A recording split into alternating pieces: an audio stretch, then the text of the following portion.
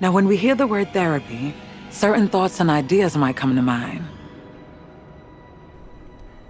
A few months ago, I did something I doubt any therapist would recommend. I went onto the App Store and downloaded 5 different therapy programs that all promised, in one way or another, to help me fix whatever's going on up here. None of these apps involve direct communication with another human being. Instead, each uses some combination of journaling, pre-planned courses, and AI to create wellness plans specifically for me. I've been using each of these apps daily, as they recommend, since then. Before we get into it, this video is absolutely not sponsored by any of the wellness apps or programs I mention here, though it is sponsored by CuriosityStream and Nebula.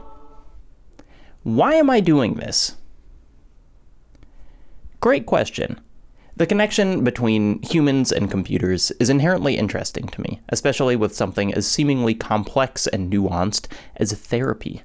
While I engaged as fully as I could with each of the apps I downloaded, I can't deny I started this project with a good dose of skepticism about how artificially intelligent and/or effective any of these things could be. Who doesn't love some good scathing app takedowns, huh? But there is also the flip side of this, which is, I live in the United States of America, am self-employed, and pay for my own insurance.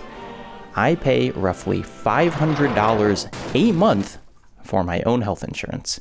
And part of the reason that number is so high is, part of the reason is the systematic and coordinated failure of our elected leaders to provide affordable healthcare, but a related part of that is I go to traditional therapy with a real living other person, and paying $500 a month is actually one of the cheaper methods of obtaining that therapy. If I found one of these apps that could even approximate the kind of work I'm doing in that therapy, then hey, that's less money I need to spend on health insurance and more money I'm able to spend on absurdly expensive video game merchandise. Men will literally pay $500 for a replica Kim Kitsuragi jacket instead of going to therapy. So, what are the apps? Well, we've got Reflectly, a journal that utilizes artificial intelligence to help you structure and reflect upon your daily thoughts and problems. Next up is Youper, a self-care friend that can help you get through difficult situations and emotional challenges using cognitive behavioral therapy coping skills. Third on the list is MoodMission, which, true to the name, provides missions or tasks for you to complete based on your current emotional state. It's also based in cognitive behavioral therapy, or CBT. Then there's Bloom, the last CBT-based app that promises to help me learn new self-care practices to cultivate more joy, happiness, and positivity in my life. Finally, we've got UnearthU, a multimedia experience about self-improvement, healing, and transformation.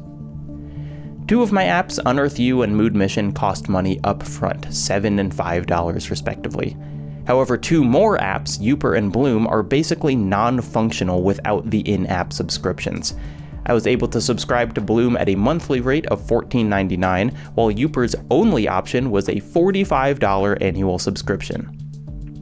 Neither of these really gave me any hint at what I was paying for, I should add.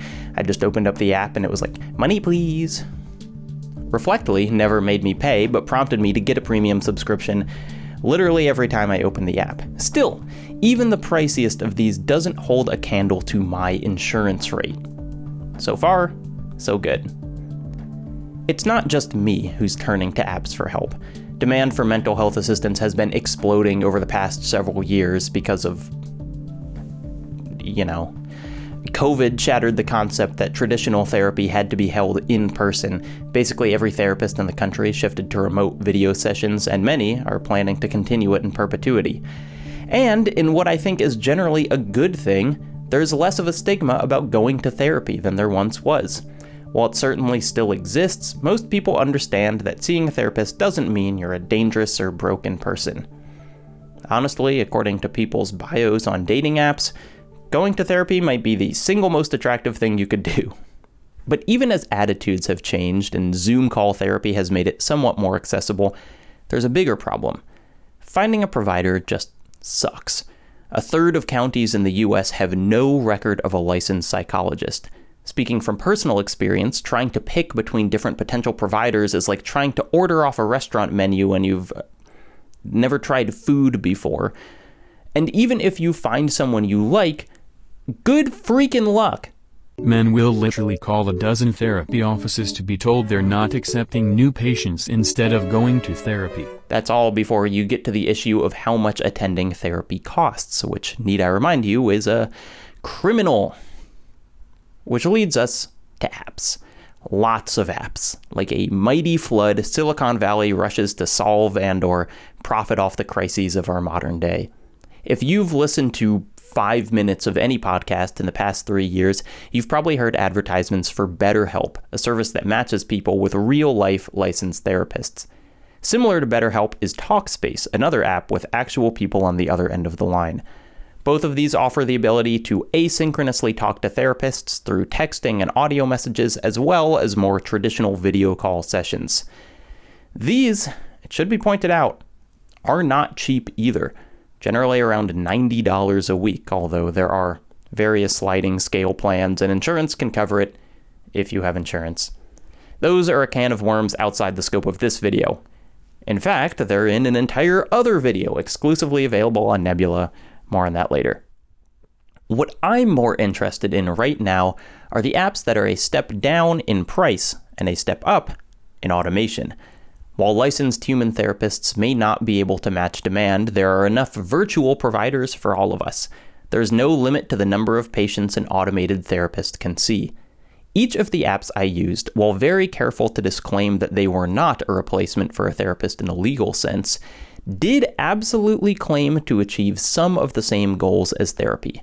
Structure your thoughts, get through challenges, improve yourself, cultivate joy. Did they succeed?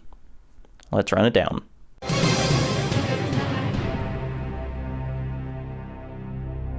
Reflectly, the first app I'd use every day, is basically a diary app with a smidge of mood tracking thrown in. It provides you with a sort of inspirational Mad Libs, and then a more open-ended section where you report on how you're feeling at the moment. I am feeling pretty good about work, and I am feeling happy about this. The structure of them never really quite made sense to me. Then you can jot down a title and a few sentences related to this feeling. It also told me that after a week it'd be able to show me a comprehensive graph of my moods over time, although after a week I tried to do this and Reflectly informed me that it was a feature for premium members only. I get what the app is trying to do. Prompt me to reflect on my moods, record them, and then show them to me in a way clearer than I could see myself. Knowledge of thyself is power. This didn't really work for me, and not only because it kept the mood tracker behind a paywall. Reflectly's rigid structure of emotional recording, I am feeling okay about work, and I am feeling anxious about this, seemed to put up walls around what I actually wanted to write down. How I was feeling at any given time rarely conformed to the options the app gave me. I don't know how to express, I'm feeling guilty for not working enough and for pushing myself too hard simultaneously on this scale, so I didn't write that down. I chose from the handful of moods it gave me, and then I twisted my journal entry to fit the very basic mood I had been forced to record. When I look back at my reflections, I don't feel like I'm seeing a pattern. I'm seeing a version of me with all the dimensionality sucked out. The description of Reflectly also says that it's the world's first intelligent journal app, that it gives personalized motivation and affirmation. I genuinely have no idea what this is talking about. I never experienced anything remotely personalized nor intelligent. Unimportant to the Reflectly experience, and yet the worst thing about it is its inspirational quotes. I have never seen a more Google first result of inspirational quotes ass list in my life. Once it gave me a Winston Churchill quote immediately followed by a Margaret Thatcher one. I nearly threw my phone out the window. Hilariously, one of the premium features is unlimited inspirational quotes, which is some of the most egregious self-help snake oil I saw on this little adventure. Next up is MoodMission.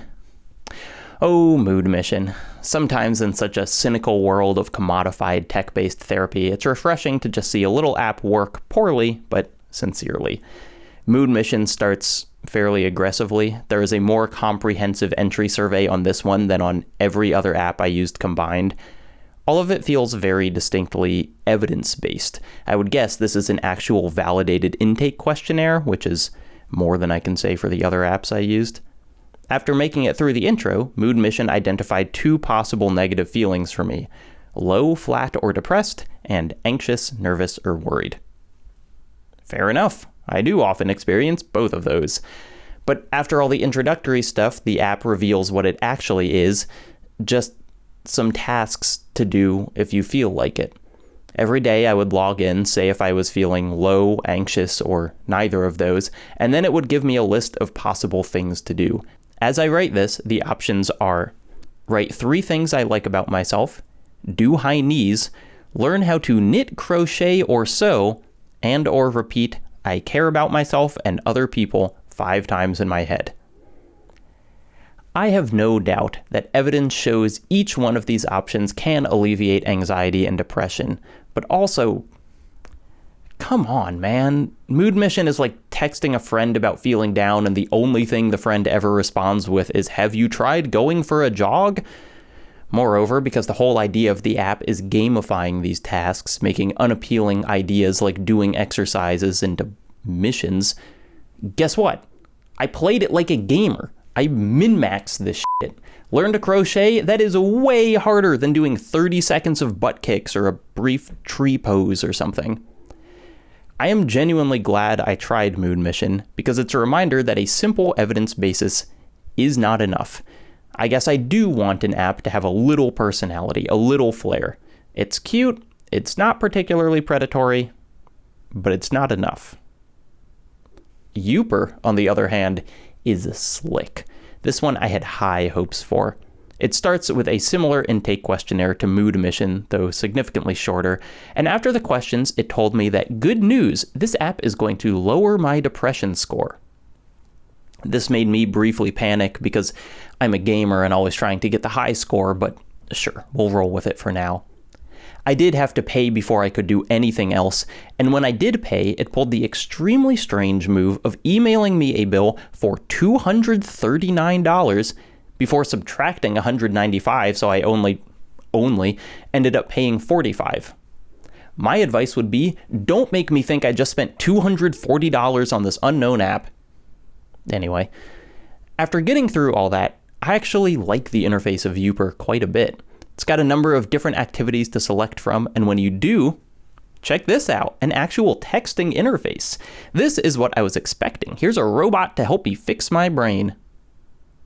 It's kind of that.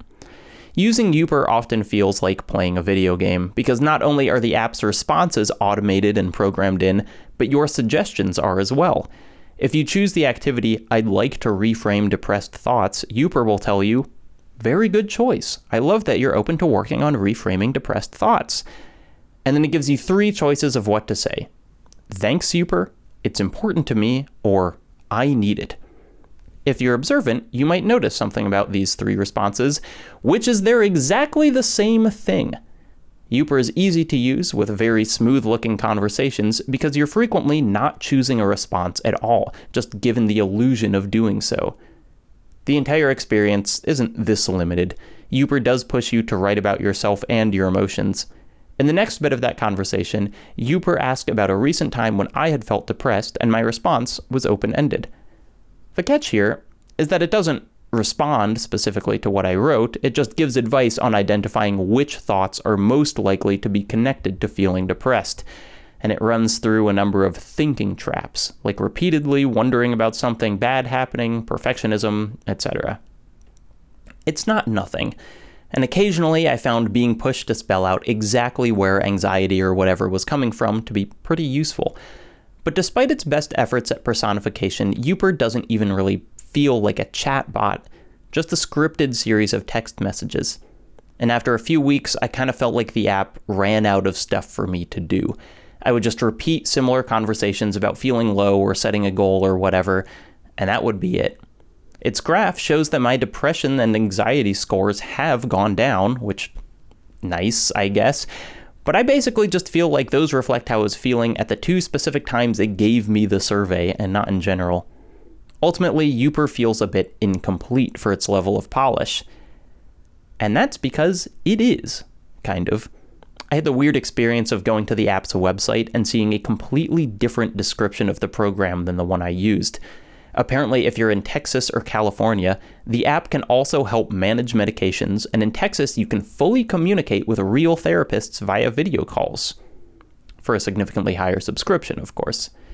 This makes sense. The CBT light activities the bot offers would probably be a much better accompaniment for in-person therapy sessions rather than a totally self-guided curriculum. But on my phone in North Carolina, nothing implies that there's part of Youper that I'm missing out on, other than the vaguely empty experience of using the app itself. Fourth on my list is Bloom, an app that I started with a healthy dose of skepticism. It has the fewest opening questions, only asking what brought me to the app and how familiar I am with CBT. It tells me that CBT is 50 to 75% effective for overcoming depression and anxiety after 5 to 15 modules, another reference to a depression number that rubs me the wrong way. It's also the most expensive of all the apps I tried. I had to fork over $15 for just a month of it. And yet, in perhaps the biggest surprise of this whole project, I really like Bloom. The biggest thing that sets Bloom apart from the other stuff I tried is the delivery method.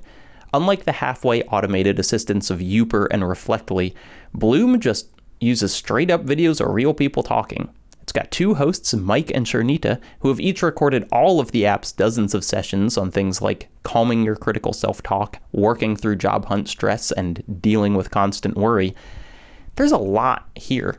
Some videos are just a minute or so long, daily exercises for things like embracing emotions or calming anxiety.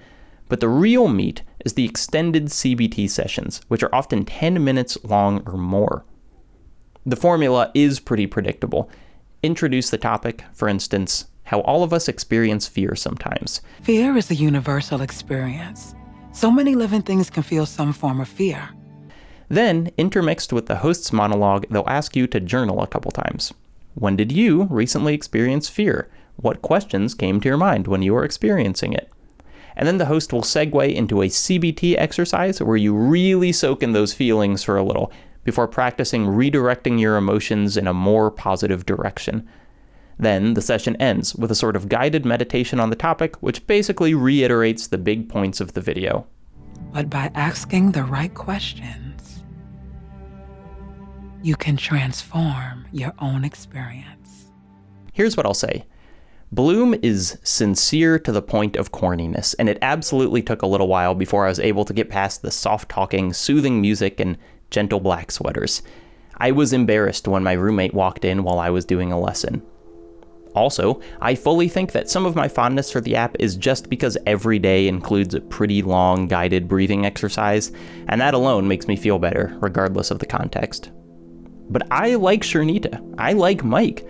Although they never directly responded to anything I wrote in the diary sections, the app did a good enough job of asking me about specific aspects of a topic that it still felt like I was participating. There is some stuff going on behind the scenes as well, I think. After one of these longer CBT sessions, it asks if you feel better, the same, or worse than before, and theoretically chooses future topics based on that, though it's hard to know how much it really changes. What surprised me the most is just how often I answered that I am, in fact, feeling better than before. Bloom asks for significantly more time than most of the other apps, probably around 15 minutes total per session. Comparatively, the other ones I talked about were only 2 or 3 minutes per day. But I think the real difference is that it's able to communicate, to connect, on more levels because of its commitment to video. Text is great for speedily jotting down the superficialities of how I'm feeling, but the deliberate pacing, delivery, and body language of Bloom allows it to speak to me more meaningfully. That's a lesson that the last app on my list, UnearthU, attempts to automate. Like Youper, UnearthU has an automated assistant you can directly talk to. Unlike Youper, this assistant is more than text. She has a full 3D body. Her name is Care. And she's weird as hell. Hi there, I'm Care. I'm here to guide you on your journey of self-discovery and self-expansion. UnearthU has many similarities to my other apps. It offers spaces for personal reflection, daily goals, breathing exercises, but it differs in one pretty significant way. UnearthU is not strictly a wellness app. It's sort of an interactive art exhibit, a game, if you will, created by Kara Stone.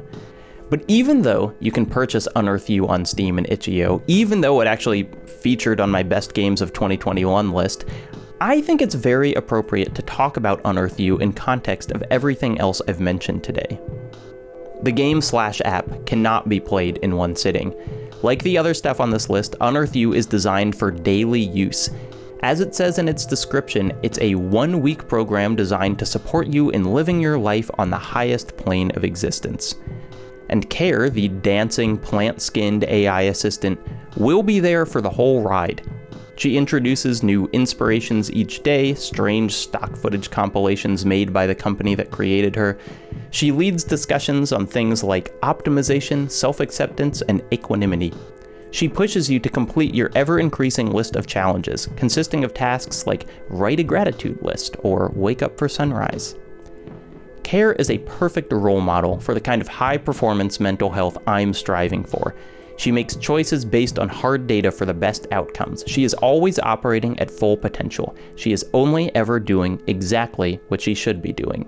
Total control. I remember when I was so deep into hating myself. It was an all-consuming.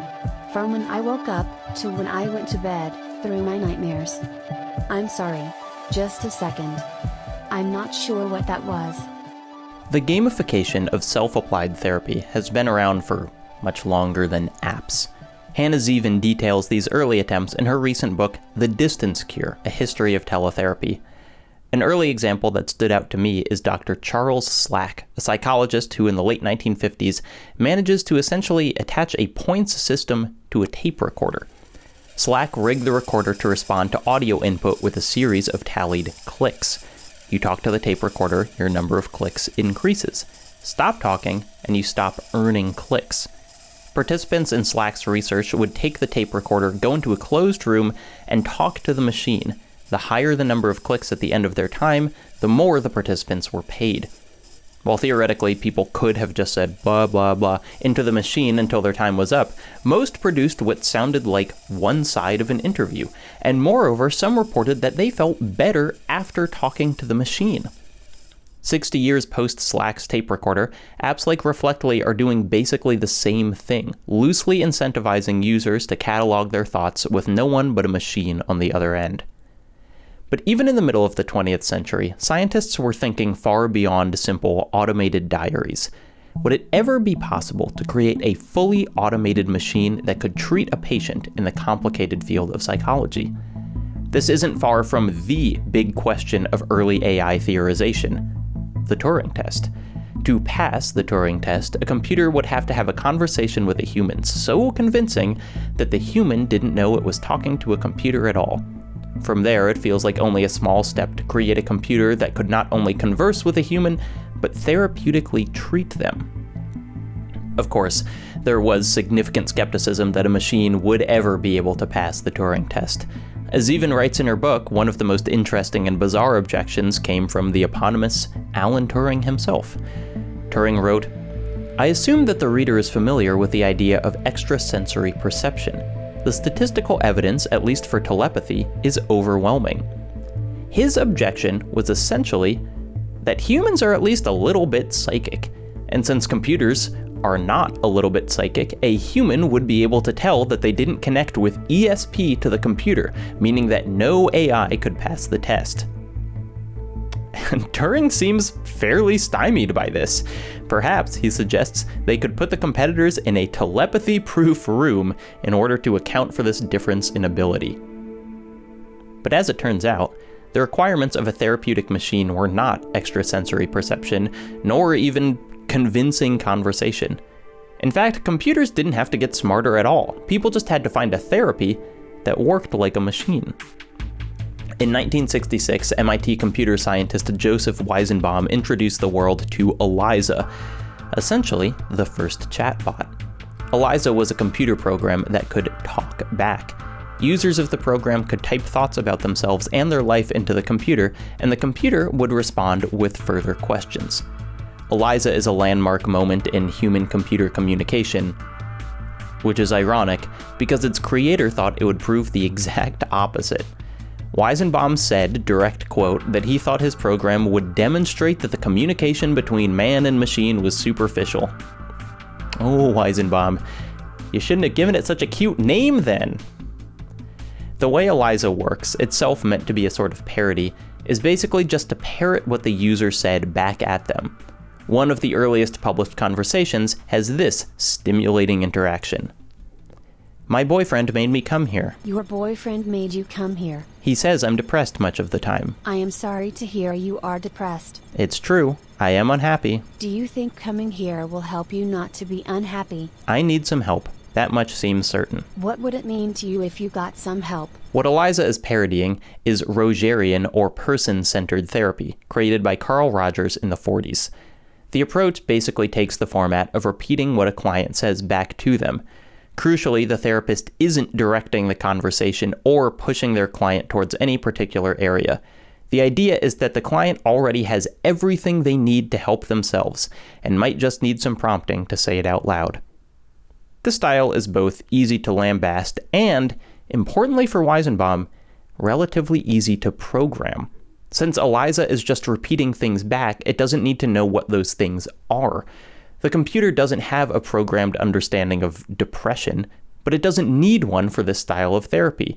The client just says, my boyfriend says I'm depressed, and Eliza can respond, I am sorry to hear you are depressed. What Weizenbaum didn't expect was that people really liked Eliza.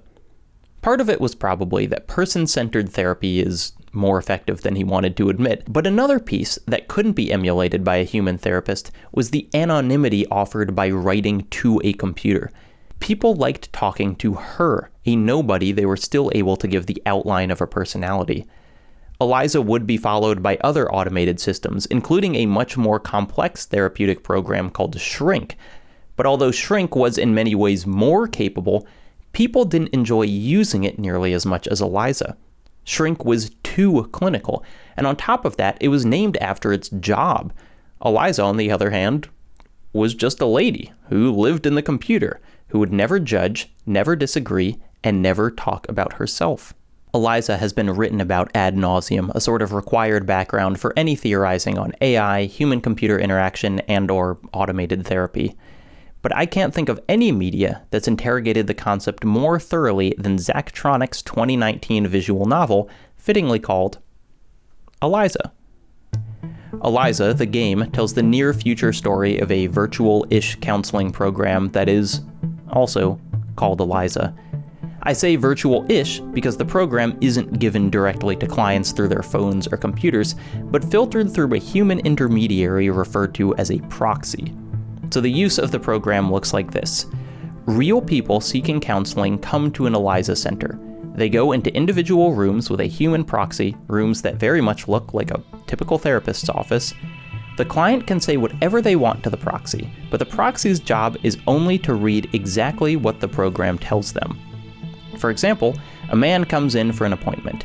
He says that everyone wants and expects things from him. He says, being a father, what if I don't want that? And then Eliza, the computer, types out, Why do you think you might not want this? And so the proxy says, why do you think you might not want this? In the game, we're playing as someone who works as a proxy, a woman named Evelyn. And while working at this job, she is simply a mouthpiece for Eliza. But this isn't some behind-the-scenes secret thing about the therapy. The clients know they're talking to a program through the interchangeable proxies.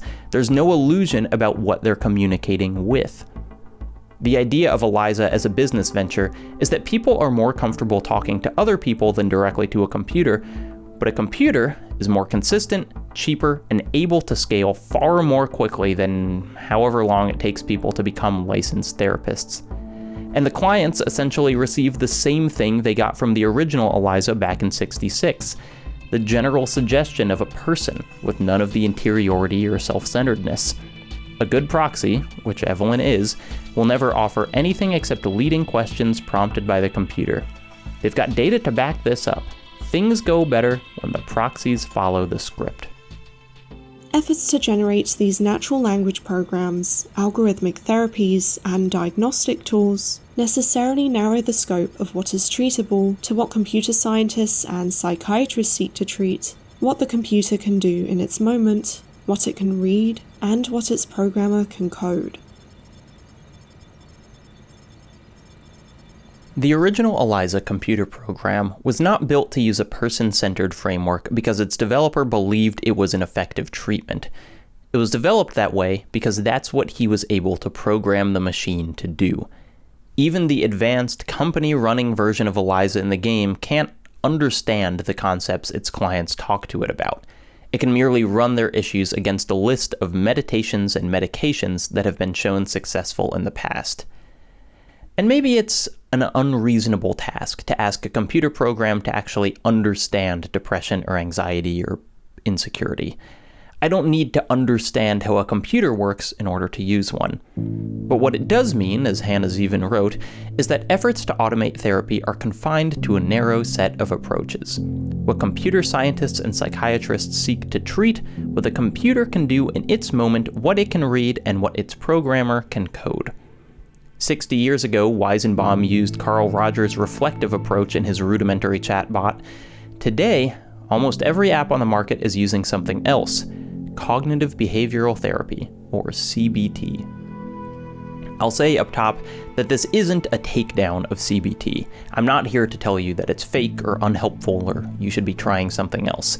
Like I've already said, my favorite out of all the apps I tried is using a distinctly CBT-based approach. But I do want to talk about it, with a requisite, I'm not a psychologist, but I can quote from one. The APA lists a few core principles of cognitive behavioral therapy. 1. Psychological problems are based in part on faulty or unhelpful ways of thinking. 2. These problems are also based in part on learned patterns of unhelpful behavior. 3. It is possible to learn better patterns of behavior, which can relieve the negative symptoms of psychological problems and improve the subject's life. There's a lot this approach has going in its favor. CBT is the most researched form of psychotherapy. By sheer volume, it's got the largest evidence base, and much of that evidence suggests that it is genuinely helpful. It's an approach that, because it focuses specifically on symptom reduction, lends itself well to randomized trials and statistical efficacy analysis. If you are looking to pull data from a treatment, and most clinical research is looking to pull data from a treatment, CBT is pretty dang appealing. The quantifiability of symptom reduction isn't only appealing to researchers, though. Several of the apps I used promise to essentially make my depression number go down, showing me an aspirational graph where in the future I'd experience lessened effects of all the stuff going on up here. What isn't as easily tied to numbers are the reasons why the negative thoughts are showing up in the first place. CBT, at least originally, was meant to be a fairly concise process. Ideally, a person would spend 2 or 3 months addressing a few acute issues using CBT. After that, with symptoms reduced, a therapist and client could use a more psychoanalytical approach to work on the less quantifiable aspect of why. Here's a very oversimplified example of the difference between the two. Let's say I experience anxiety every time I get in a car. With an approach rooted in psychoanalysis, I'd talk about my anxiety, and my therapist would ask me to think back to my earliest memories. We might agree that a childhood car accident could be a useful place for further work, and then spend months exploring how that experience impacts my current perception of cars. Great, plenty of room to grow from there. With a CBT approach, that childhood car accident is neither here nor there. The problem is that I am presently anxious when I get in the car, what CBT calls an automatic thought. And the way to lessen the symptoms of that anxiety is to redirect my thoughts about it.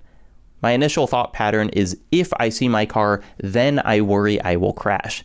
But practicing CBT can replace this automatic thought with a more helpful response. I'd essentially reprogram my thought process into something like, if I see my car, then I can remember I'm a safe defensive driver.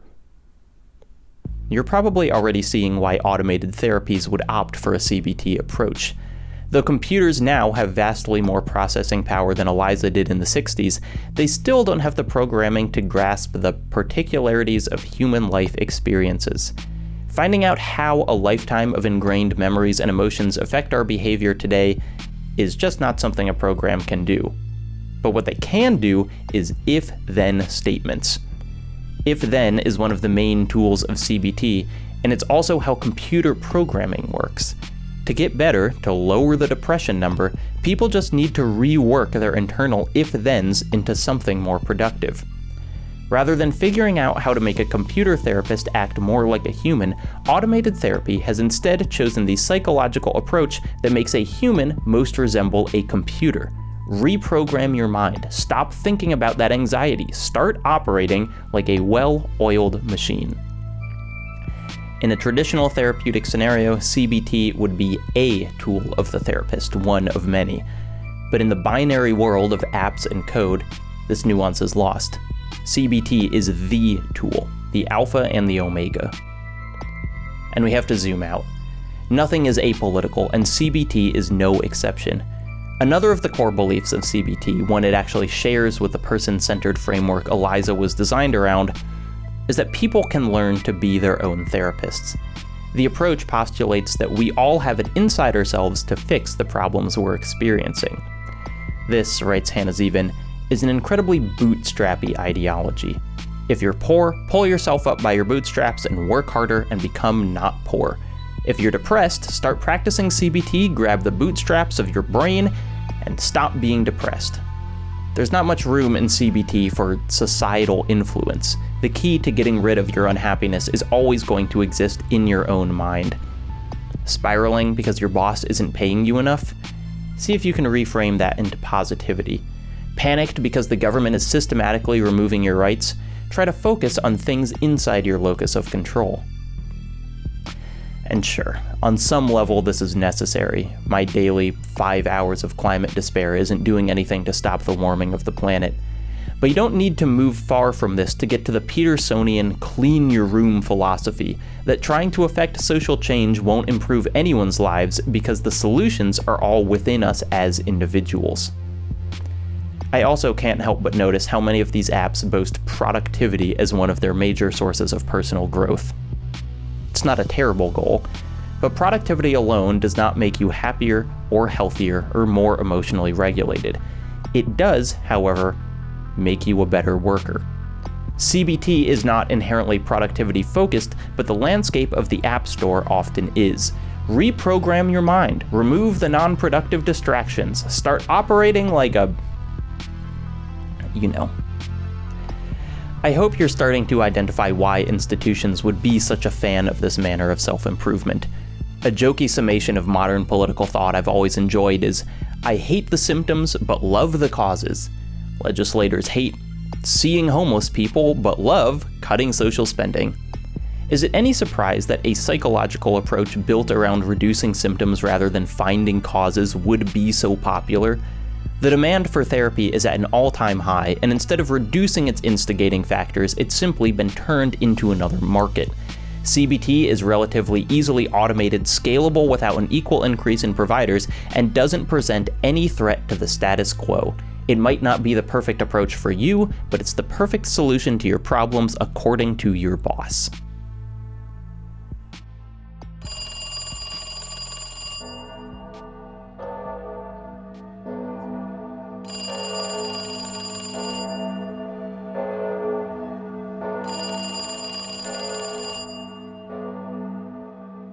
Before apps and Zoom call therapy, and even Eliza, there is another form of distance mental health management, the crisis hotline.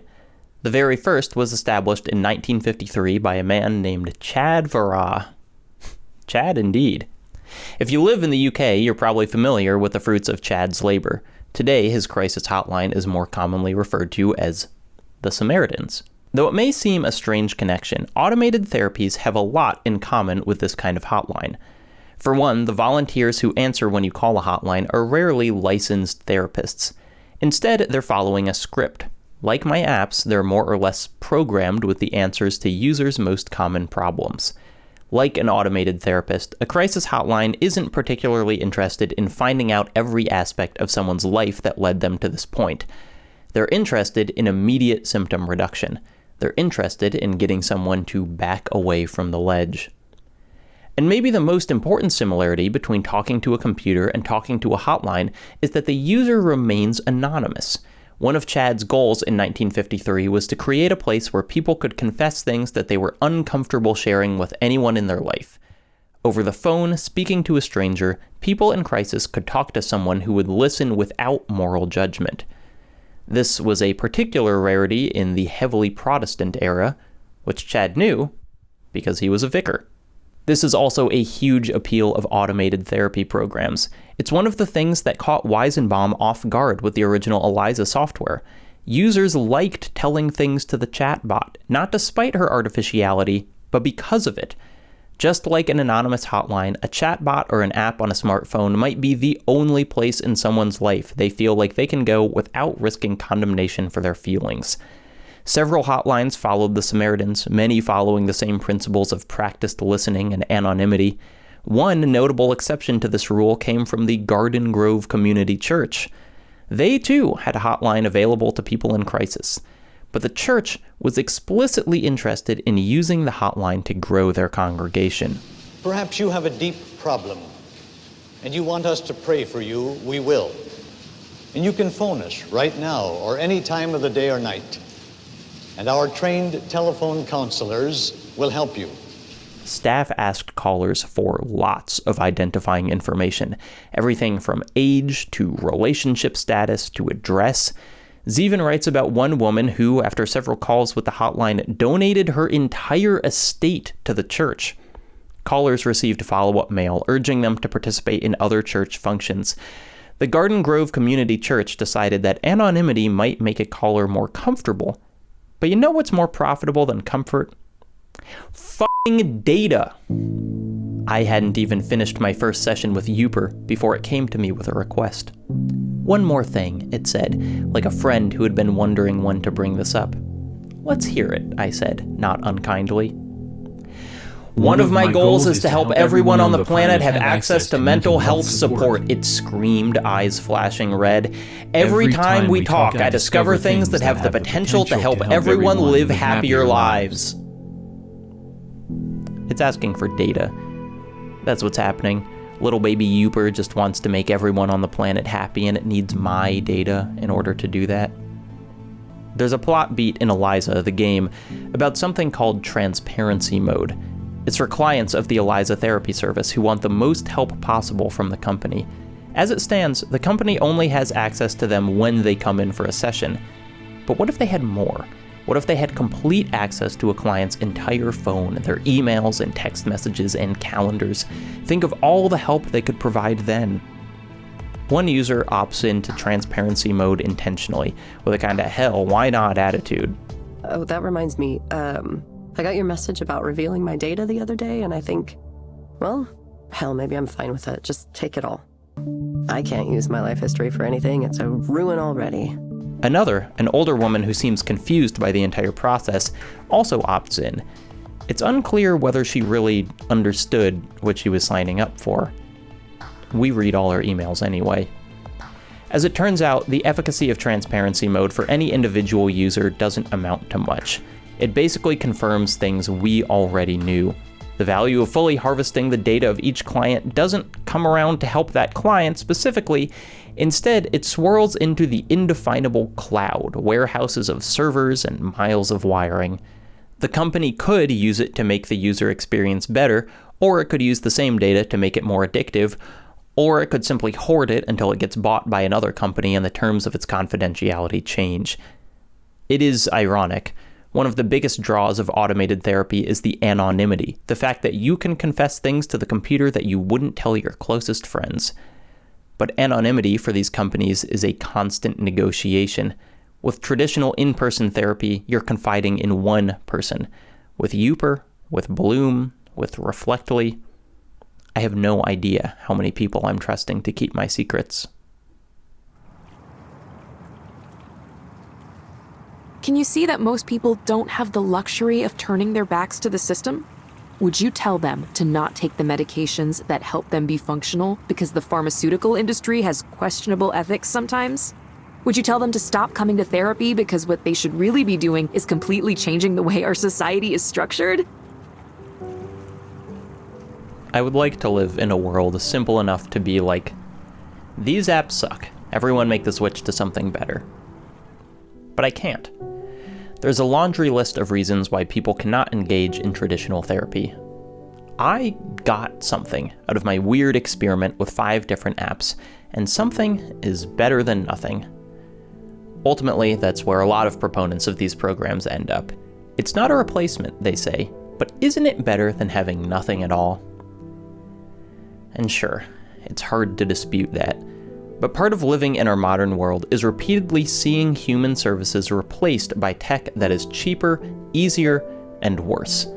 I can almost taste the day where my insurance money won't cover human therapy anymore, but it will offer to cover the subscription to a wellness app. It tastes like shit. I do not think the concerns I've discussed here are inherent to automated therapy. On the contrary, there is tremendous potential in what I've seen and used. Although there will always be limitations to the programmed assistance an app can give, I don't think it's an intrinsic part of their design to turn both provider and client into a mind-reprogramming, productivity-maximizing machine. I do, however, think that's an intrinsic part of capitalism. It's not the medium that's the problem, it's the context in which the medium had to be built. Around halfway through UnearthU, the facade of the app's interface starts to crack. Anatomical drawings replace the calming floral UI, the stock videos get stranger and more ominous, but most noticeable of all is Care, the AI assistant at the middle of it all. As the days go on, Care goes through essentially an identity crisis. She starts to question the purpose of the advice that she's giving, what role she plays in the lives of her users, and the stated ethics of the company that built her. But most exciting of all, she wants to discuss topics that don't have easy self-improvement based answers. She asks about death. She asks about the environment. She asks about her own artificial intelligence, the cost of creating it, and what was lost in the process. These aren't questions selected because they can be reflected by a thoughtless other, nor if-then'd by a soothing interface. She acknowledges the impossibility of one-size-fits-all solutions in a world gripped by existential dangers. But breathing can be difficult for other reasons. Ash may be raining down from wildfires, smog may be a thick cloud around you. I cannot tell you to simply breathe to relax when the air you breathe may be poison. Breathing connects us to this earth, our source, good or bad. Breathe lightly when needed, deeply when able, and treasure the air, a force of life. I wish I had a more forceful conclusion to leave you with. This is how we fix the mental health crisis. This is the right path forward. This is how I fixed my brain with automated therapy. But I'm not software, and cannot claim to have the answers I want or you need. I try to look into the future and can only see the vague outlines of great possibility and worrying inevitability. Breathe lightly when needed, deeply when able. Treasure the air and treasure each other, and work towards a world where we can provide for everyone the things that cannot be provided by a machine.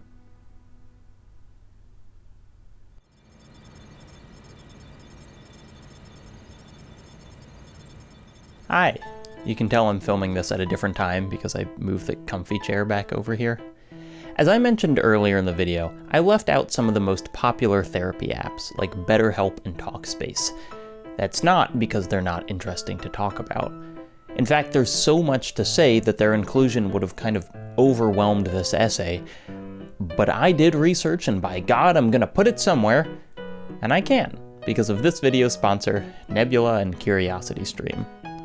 Nebula is a streaming platform built and owned by creators like me, and I often post full-fledged companion essays on there, like this month's video, The People Behind the Therapy Apps. In that video, I talk about what the gig economy looks like for therapists, the tangled issues of confidentiality for apps like BetterHelp, and what's actually going on with Bloom's actors. If you sign up for Nebula, you can watch that video right now, as well as hours of other exclusive content I've made for the platform, and you can sign up for an extraordinarily low price, $15 for an entire year. That's just over $1 a month. You'll get that deal, of course, if and only if you use the link in the description. If you don't think a bunch of my exclusive videos alone are worth it, that link will also get you a year of CuriosityStream, a lovely documentary and nonfiction streaming service. Heard enough about therapy? Want to watch a documentary on some nutty architecture? CuriosityStream has you covered. In any case, you are not out of cool and informative things to watch. Follow that link, and you can watch the companion video to this essay right now. Also, look! It's the reason my mic is covered in hair.